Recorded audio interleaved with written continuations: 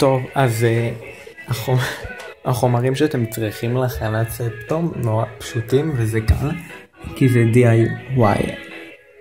אז הראשון זה מספריים, והחומר השני זה חוט ברזל. כזה אתם רואים שהוא גמיש. וואו, רגע חכו. אתם רואים?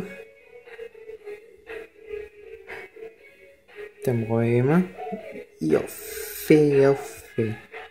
אז בואו נתחיל. אוקיי, אז לוקחים את החוט ברזל, ובנוסף לחוט ברזל לוקחים משהו שהוא עגול כזה, כמו גליל.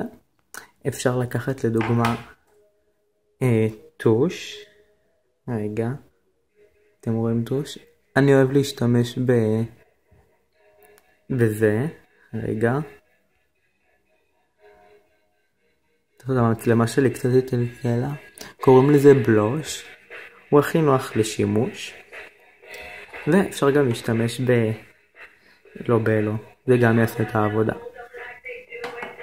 אוקיי, לוקחים את החוט ברזל ומגלגלים.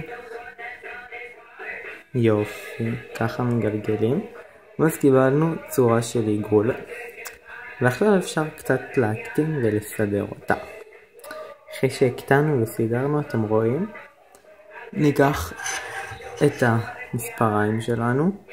אתם רואים, מספריים. אני אוהב להשתמש במספריים כתומות, כי הן גוזרות חלק יותר.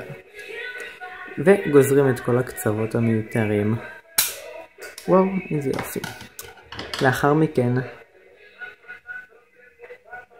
רגע.